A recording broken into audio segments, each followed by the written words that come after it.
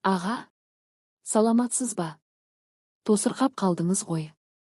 Мені танымадыңыз ба? Япырау, мынау күміс қоңыраудай сыңғырлаған сиқырлы үнді қайдан, қашан естіген едім. Назды үнімен қыттықтап еркелей сөйлегеніне қарағанда, мені көптен болғанда етене білетін сияқты ма, қалай? Мен жыға танымағанымды білдіргім келмей астарлай, жұмбақтай сөйлеуге тырыстым. Ия, қалқам, қалың қалай? Сол баяғы жұмыс орнында жүріп жатырсың ба? Күйеу бала қалай? Балалар шауып жүрген болар.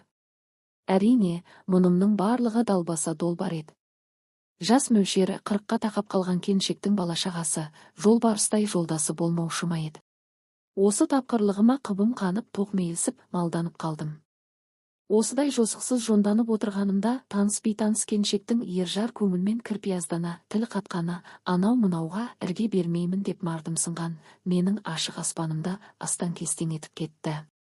Аға, шау тартып қалыпсыз. Танымадыңыз деп мені шоқпарсыз-ақ сілейте соқты. Мойындамасқа шара қалмады. Шұңқырдан шығып, екі қолды көтеріп берілмеске амал жоқ. Жаным-ау, сен әлгі, деп барып тілімді тістеп бөгелдім. Сонда да берілгім жоқ, долбарлап, алдын кесе сөйлеп, амалымды асырып кеткім бар. Мен самалмын ғой, аға. Төбемнен бір қос қолда бұрғандай состип тұрып қалдым. Содан бері қанша жаз, қанша қыс өтті. Самалмен қалай танысып едім. Содан бастайынша. Жұмысымда отырғанмын. Кенет алдымдағы телефон шыр етті. Жазып отырған қағазымды ысырып қойып, телефонның тұтқасын көтердім. Ол кезде қазіргідей қалта телефоны атауымен жоқ. Оқта-текте алдымыздағы қара телефон шылдырласа, аса маңызды шаруамызды тастап, тұтқаны амалсыз көтерген жандай мардымси қалатынымыз бар ғой. Мен де сол әдетпен. Алло, сізді тыңдап тұрмын, дедім даусымды құбылтып. Алло, редакция ма деген қыздың сыңғыр даусы естілгенде, бойымды жинап ала қойдым. Көбе кернеу, кісімсіну, күпіну жайына қалды. Барынша биязы, мейлінше мәдениетті адамның кейпіне қалай енгенім есімде жоқ. Сізге кім керек еді? Сапар Данияров деген ақын жігіт керек еді. Япырау, мені сұрап тұр ғой. Сонда бұл қыз мені қайдан таниды? Таныған күнде де мен ақын емеспін. Қарапайым қатардағы көп журналистің бірі ғанамын. Сонда да атымды атап ақын деп айбарлы атақ бере сөйлеген соң ба, күпініп қалдым. Ия, мен сізді тыңдап тұрмын.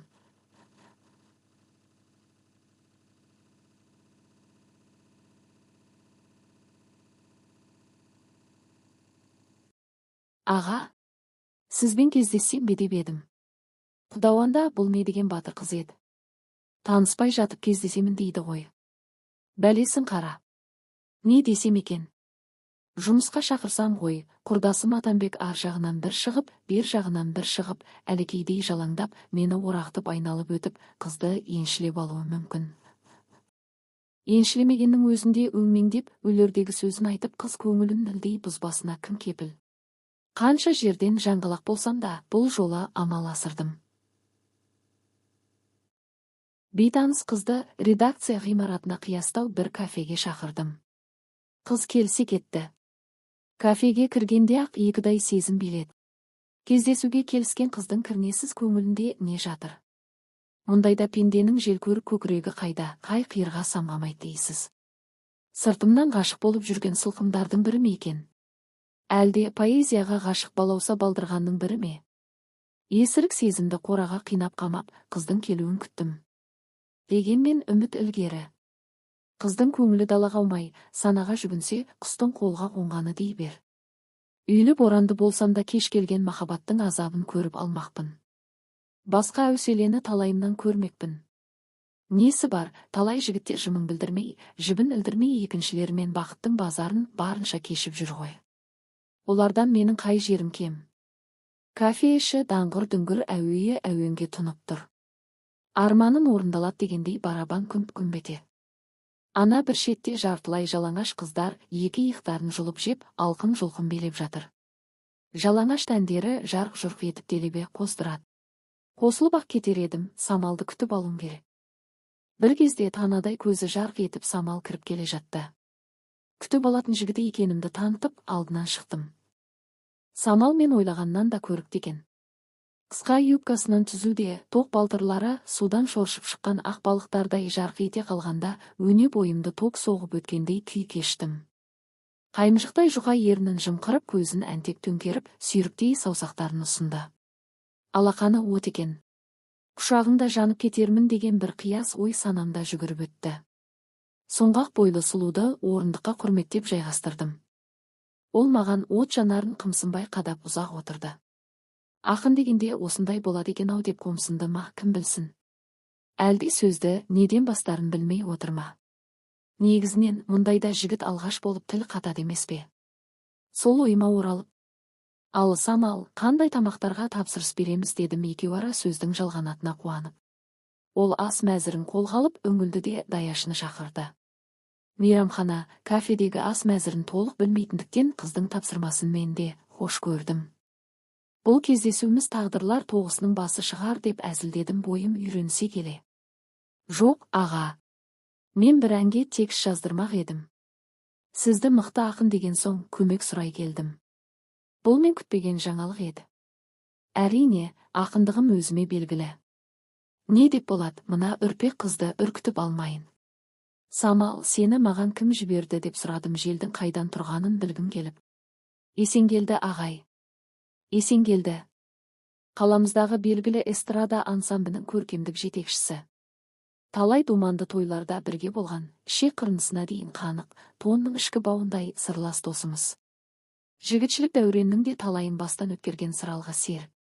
Сонда ол аққудың сығарыңдай мына сұлуды не үшін жіберіп отыр? Әлде достығымызға қаншалықты сына қағар екен деп сынағалы жіберді ме? Иә, одан бәрін күтуге болады. Қой, сыр алдырмай соңын бағайын. Иә, ағатай не дейді сонда? Аға, мен әншімін. Сол кісінің шәкіртімін. Ол кісі әр әншінің өз төлқұжаты болуы керек. Ол төлқұжаты сол әншінің ғана бағын ашатын әсем ән. Мәселен, Сәкен Қалымовтың бағын Алтайдың ар жағынан келген ару, Шәмшаға әндер ашты. Осы әндер Сәкеннің бағын ашты. Осы сияқты тек өзің ғана орындайтын, тыңдармандар сенің ғана орындауында үйіп тыңдайтын бір ән тап дейді. Есенгелді аға бір жергілікті композиторға ән жаздырды. Бірақ ән тексі келіспей тұр. Осы өлеңнің мұртын басып шашын алып күзеп берсеңіз, алғысымыз шексіз болар еді деп Самал сөмкесінен бір парақ алып маған ұсынды. Расында ән тексінің бір қайнауы үшін деген. Шамамның жетпейтінін біле тұралып қалдым. Несі бар, Атамбектей арқал ақынға түзеттіріп аламын ғой. Есесіне қыз алдында мәртебем асқақтап қалмақ. Самалмен таныстығым осылай басталған еді. Арада біраз уақыт өткенде біз қайта кездестік. Ол дайын тексті алып кетуге келген еді. Самал бұл жолы да құлпырып келді. Қара толқын шаштары самал желмен желбіреп, екі көзі мөлдіреп ырғатыла басып келе жатқан, оны бұл жолы ескі танысымдай құшақтай алдым.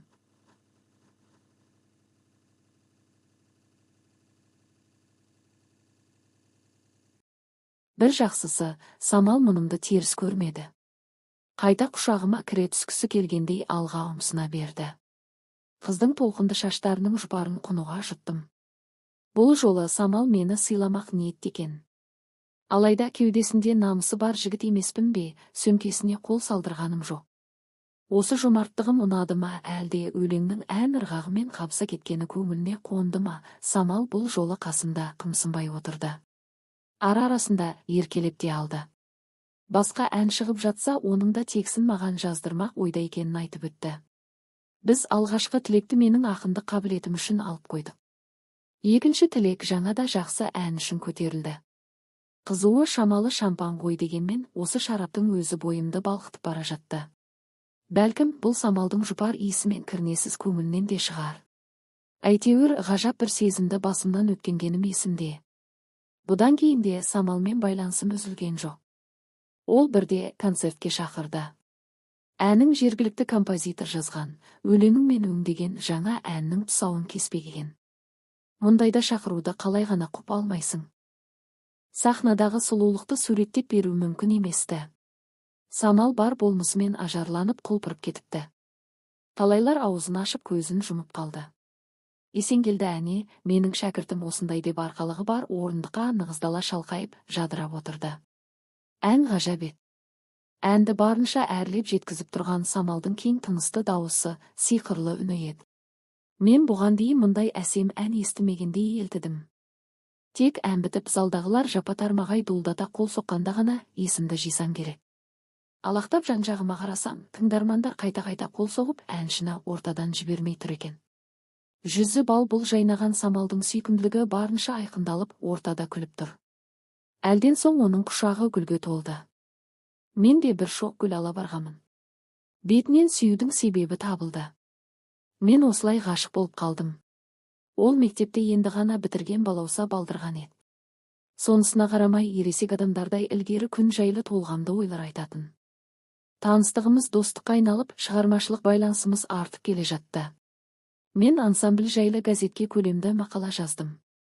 Сол мақалада жас әнші Самал Сағымбаеваның болашағы бұдан да жарқын деп жауырыншылардай болжам жасадым. Осы болжамын маған ауыр соққы болатынын ол кезде біліппін бе? Арамызда әлдебір қимас сезімнің оты ұшқындап, бірімізді біріміз көрмесек іздей бастаған шақта Самал Алматыға оқуға кетті. Жүргенов атындағы өнер академиясына студент болып қабылданды.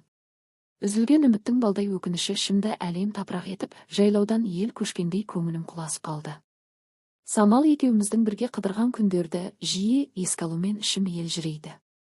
Бұл мен күткен қоштасу болатын. Қырғидың кептермен дос бола алмайтыны, аққу мен қарғаның үйлеспейтіні сияқты біздің арамызда үлкен тосқауыл жатыр еді. Мен күндердің күнде оның қолдан созып кетерін іштей мойындайтынмын. Бірақ көңіл қимастығы қанша ойлансам да оны ұзап кетеді дегенге сенгісі келмейтін.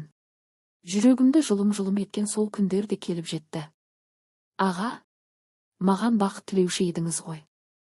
Мен сол бақытты іздеп кетіп барамын. Сіздердей қамқоршы ағаларым болғанына мақтанамын. Сіздер менің жүрегімдесіздер. Сіздерді ұмытпаймын деп еді перронда иығыма басын сүйіп жылап тұрып. Біз осылай қоштасып едік. Көп ұзамай жас әнші Самал Сағымбаева эстрада жұлдызы болып жарқырап шыға келді. Есенгелдінің ішкі есебі өзінде әйтеуір мен бір жұлдыздың бағы жанғанына шексіз қуанып жүрдім. Бірде Есенгелдімен тағы да кездесіп қалдым. Көңілсіздеу көрінді. Сүлесоқ сәлемдесті. Ондай жоқты. Отқа түскен тұздай шыртылдап маңына жуытар емес. Айналасы толы қыз қырқын. Бәрі де өнерпаз болуға талпынып жүрген желөкпелер. Үлкен сахнаға алып шығып, жұлдыз жасайды деген дәмегөй ой оларды Есенгелдінің айналасына жіпсіз байлайды. Достықтың дәлізі қашанда ұзын. Әлден соң әлдеқандай кісімсіп тұрған Есенгелді қасыма келіп жағдайымды сұрады. Әнші, актер боламын деген жас талапкерлердің жанына тыныштық бермей қойғанын айтып ақталғандай болды. Әңгіме Самал жағына ойысты. Сол қызды айтамысың? Жұлдызы жанды. Енді екеумізге де бұйырмас деп айылында жимай қарап тұр. Әулие екен Есенгелді, расында Самалды самғатып сол ұшырғаннан қайта көре алмадық. Әке-шешесіне, туған туыстарына келіп кетіп жүрген шығар, бірақ біз жаққа аяқ басқан жоқ. Әуелгіде хат хабары үзілмеуші еді, уақыт өте онысы да сұйыла бастады. Көзден кетсе, көңілден де кетеді деген рас екен. Бара-бара өмірімізде Самал деген қарындас болмағандай өткінші жаңбырдай өлшемді өмірдің иіріміне түстік те кеттік. Уақыт шіркін ұршықша шыр айналды. Өтіп жатқан өңезді өмір қызғалдақ қызды іздеуге рай бермеді. Сөйтіп жүріп көмескіленіп санадан өшеде бастағандай еді. Ойламаған жерден ор қояндай ойнақтап шыға келгенін көрмеймісіз. Ал енді арада 20 жылдан аса уақыт өткенде жүрекке жуалдыз қадап кеткен онымен кездесудің құны қанша. Уақытында көңілге көктем қондырып кеткен Самал бұл жолы қандай сыйын ұсынады. Тек жүректі оқыс бөлге еткізіп, ескі жараның аузын тырнағаннан басқа қандай уанышы бар. Сан сұрақтар санамды сансыратып түрлі ой кештім. Сынық көңілдің шарасыз мұңы жүрек әлдиледі. Уақыттың ырқына жүгінген қайран өмір бозаң тартып қалыпты. Бұрынғыдай жұлқынып тұрған жүрек жоқ. Сонда да бұл көкірек деген кердеңді қойсаңшы, Самалдың үні келгенде көңіліме бір жылы сезім ере келіп еді. Бәлкім арман болып қалған балдәурен күндерге қайта оралғым келді ме екен. Алайда, тәтті қылықтарымен өзіне тым жақындатып алып, соңында талпынысымды тас-талқан етіп кеткен аруды бір көруге аңсарым аудым. Әйтеуір, мен Самалмен кездескенше тағат таппадым. Уақытты тұсаулап қойған аттай бір орында тапжылмай тұрып алды. Бар қызықты өкіндіріп кеткен уақыттың бодауына беріп, жаңа әлемге талпынсам да, жүректе сөнбес шоқ қалыпты. Сол шоқ қоламтаға айналып қайта маздай бастағанда менен ескетті. Өзімді қоярға жер таппадым. Самалды ара-тұра телеарналардан көріп тұрамын ғой, бірақ дәл жанда жолықтыру бір ғанибет емес пе? Оның үстіне маған Самалдың уыз шағы сол мөлдір күйінде сақталғандай сезілетін. Арналарда ажарланып гүлдей жайнап шығатын оның тұла бойынан қылаудай мін таппаушы едім. Міне, осы қиялымдағы қалқа кездесуге құлық танытып отыр. Арамызда дәнекер болып қалған ештеңе де жоқ. Сонда бұл келіншек менен не күтеді? Қандай сыр айтпақшы? Ал менің жүрегімде жасырынып сыр жатыпты. Оны қалай ақтарамын алдында? Жұнтай болып киініп айтқан уақытынан бір сағат бұрын мейрамхананың алдына келіп тұрмын.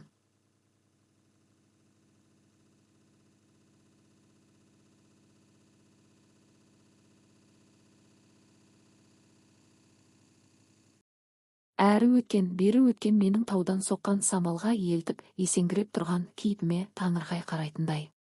Пақыр пендеңіздің иегіне сақал шығып, бетіне иман жүгірді дегеніңізбен, көңіл шіркін қартаймайды екен. Бозбала шағымда жүрек құрғыр ғашықтық дертіне шалдығып асау аттай бұлқынып еді, сол жорғасынан жаңылмапты. Тәубе! Бой жеткенмен алғаш кездескелі келген бозбаладай жүрегім атша тулап, өзімді қоярға жер таппадым. Ой көкпары ала қашып асу-асу белдерден, айдын-айдын көлдерден әрі асырып, қиыр жайлап қайтты. Япырай таныс тамыр жолығып қалса, не демекпін, қандай желеу айтқан жөн. Сыртымнан сынап отыратын міншіл көздерден сақтанғанда дұрыс. Таңғы нұрдай жарқырап, төңірекке алтын арай, сәуле шашып, жайран қағып самал кіріп келгенде өзімді қалай ұстауым керек. Қарсы жүріп құшағымды ашып, басын кеудеме қойған арудың үлбіреген аппақ бетінен сүйгенім қалай болады. Бұранда басқышпен байсалды көтеріліп келе жатқан оны көргенде тіпті дегбірім қалмады. Буыны кеткен адамдай бұлғақтап, теңселіп тұрғанымды сезіп, өзімді қолға алмақ болып қармандым. Батылдық үшін бірер жүзді тастап алмаппын ау деп өкіндім. Осылай есеңгіріп тұрғанымда ақ борықтай сұлу мүсін тым тақапта қалып еді. Самал қауырсындай қалықтап келіп, қаймыжықтай жұқа ерінін жымқыра түсіп, бетімнен өпкенде жүрегінің басына шер байлаған баладай көкірегіме өксік тығылды. Өзегіме шоқ түсірген өткен күндердің тәтті елесі болар. Әлде, шау тартып қалған маған әлде қандай сана кіріп, оның ешқашанда бұйырмайтыны есірік сезіміме тұсау салды ма екен. Иә, заттың сынығын жамау оңай болғанмен, көңіл сынығын жамау қиын. Іштей мүжіліп тұрған жарым көңіл ахуалымды сездіргім келмей, езу тартып күлгенсідім. Қыз көңіл айна ғой, ол менің тыншу бермей тұрған әлем тапырақ ішкі арпалысымды оқып қойды. Аға, сағындым ғой сізді. Неге көңілсізсіз деп қайта құшақтағанда майдай еріп сала бердім. Ол кешегі Самал еместі. Байсал тартқан жүзінде байыптылық табы бар. Толған ұршықтай тоқ дене құштарлықтың құртындай көз арбайды. Пенденің желкөр көкірегі қай тарапқа самғамайды. Осынау бар байлық менің ғана еншіме бұйырғандай еңсем тіктеліп қалды. Оны орындығына жайғастырған соңда тәтті сезімге бой алдырып, қиыр қыдырып кетсем керек, Самал ерінің әнтек ашып, әңгіме айтсаңшы дегенде емеурін білдіргенде ғана ес жидым. Сонда да кібіртек әңгіме көсіле алмады. Сол сәтте мені тығырықтан даяшы келіп құтқарды. Самал тартыншақтағанымен тамаққа мол етіп тапсырыс бердім. Самал Алматыға кетпей тұрғанда шараптан бас тартпайтын, соны ескеріп шетелдің бой қыздырар сусынын қос айттым. Ол мұныңыз не? Мен ішпеуші едім дей алмады. Қайта ішкілік алдырғанымды қоштағандай күлімсіреп қарады. Шіркін, шырын шараптың құдіреті ай десеңші. Іштегі шерді қырынысын қалдырмай сыртқа ақтарады емес пе? Аға, сізді көргеніме қуаныштымын. Кездескеніміз үшін. Самалдың мына тәтті тілігімен сыңғыр үні есті алды, жан семіртті. Кідіру, кібіртіктеу мүмкін еместі. Әлден соң екеуміз имен жарқын шүйіркелесіп отырдық. Мен бастапқыда емес, батылдана бастадым. Өмірдің мәні мөлдір махаббат қой. Махаббатыңды кезіктірген шығарсың. Самал сазарып, боп-боз болып шөге түсті. Түсі түтігіп кетті. Ол алдындағы құмырсқа бел рюмканы алды да келді-кеттісі жоқ қағып салды. Мұндайды күтпеген мен сасып абдырап қалдым. Енді ғана жалғанған жарасымды әңгіменің шорт үзілгенінен алыдым. Самалдың жүрегінің нәзік пернелерінің қай жерінен оқыста оңдырмай басқанымды біліп болсамшы. Залдағы жастар құтырынып алған. Даңғаза әуен миды шағат. Бір сарынды есірік ән жүйкеге тиіп болды. Орнымнан шиыршығата ұшып тұрып, залға ұмтылдым. Сол бетпен музыкалық аппараттарды желіден жұлқа тартып ажырата бастадым. Менің мына озбыр қылығыма жастар тағырқай қарасты. Көкешіп алыпты. Ренжімеңдер, жастар деп біреу басу айтты. Мен сүйретіліп, Самал екеуміз жайғасқан бөлмеге жылжыдым. Жастарға бекер күлкі болдыңыз, деді Самал. Ол манағыдай емес, сабырлы қалыпқа түсіпті.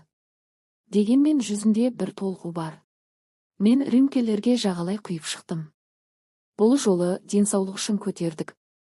Аздан соң Самал жадырады. Осы кезді пайдаланып неге күрт ашуланғанын сұрадым. Аға, несін жасырайын, өнер адамы болып, ел аузына ілігейін деген арман менің жүрегіме жоғары сыныпта оқып жүргенде ұялады. Тәп-тәуір ән айтатынымды білесіз. Мені Есенгелді ансамбліне қабылдады. Содан бұлай тасым өрге домалай бастады. Той жиындарда небір дөкейлердің көзі маған түсетін. Қаншама қозықарын көкелер ебін тауып қолыма есім хаттарын ұстатып жіберетін. Айды әперемін, күнді әперемін деп өліп өшкендері қыруар. Бірақ сіз ғана менің апа-ғарымның таза болып, биіктерден көрінуімді тіледіңіз. Сіздің тазалығыңыз, тілектестік ниетіңіз мені талай апаттан аман алып қалды. Алайда сезім астығы, жұлдыз ауруы мені жарға жықты деп Самал тұнжыр томсарып ұзақ отырды. Мен оның сөзін бөлместен соңына дейін тыңдағым келді. Біз тағы да кездескеніміз үшін бір-бірден алып қойдық. Менің түбіме жеткен өнердегі ұстазым деп құлай сенген Есенгелді ағайым еді. Мен селк етіп басымды көтеріп алдым. Қалай? Даусым қатты шығып кетті-ау шамасы, даяшы қыз жетіп келді. Шақырдыңыздар ма, деді ол келіп қалған соң бос қайтқысы келмей. Мен тағы да шай сұрадым. Ол әлдеқашан суып қалған еді. Есенгелдіні ағаңнан артық көруші едің ғой, дедім даяшы ұзаған соң. Иә, бастапқыда солай болды. Аға, танымалдылық, атақ құмарлық адамды соқыр етеді екен. Талай шенеуніктер мен байшкештердің көз сұғынан қызғыштай қорып жүрген ағатайым менің осал тұсымды қалт жібермеді. Бірде менің сәтті концертімді атап өттік. Сол күні оның төсегінде ояндым. Ол сол күнәсін мені Алматыға барып оқуға түсіргенімен жуып шаймақ болды. Алайда Алматыда да ашқарақ көз көп екен. Сымбатым мен өнерім сорым болып шықты.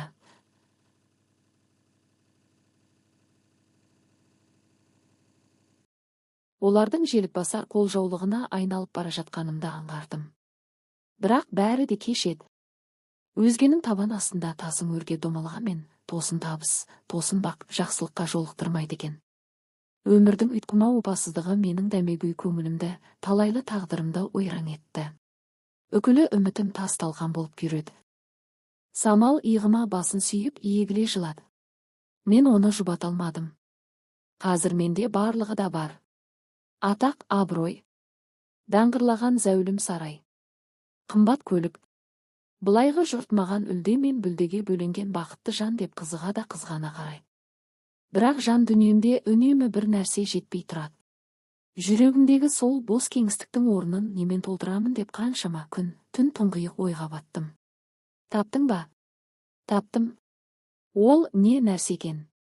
Ол иман байлығы, ар тазалығы дейді жүрегім. Ал махаббат ше? Маған махаббат туралы айтпаңыз. Ол сары үрпек балалардың ертегісі ғана. Самал қол сөмкесін алды да қоштаспастан шығып кетті. Қалың тұман ішінде жол таппай адасып қалған адамдай аузым ашылып қала бердім. Расында, біз осы неге үнемі адасып жүрміз?